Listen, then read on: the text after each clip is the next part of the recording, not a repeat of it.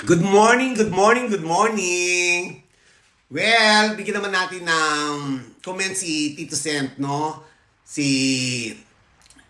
Ano ba yung comment mo? Oy, pag nanalo kayo na iboto kayo, tapos magiging maganda ang ating Pilipinas dahil full support kayo sa BBM.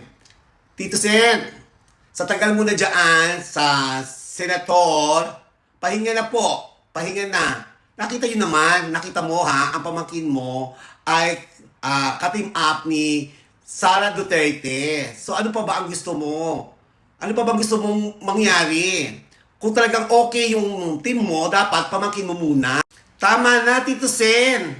Bigyan naman natin ng chance ang mga bago. Kasi ang mga bago na PDP laban ay mga professional talaga yan. Professional, may mga certificate, mga attorney. Alam mo yon?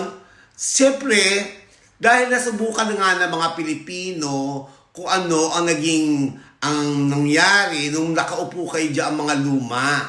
So, bigyan natin ng chance, ha? Kasi nga, binigyan kayo ng chance. So, it's time na. Mamahinga na po tayo, ha? Tito Sen, pahinga na po tayo.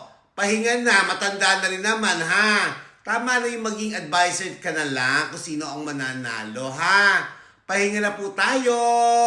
Love, love, love!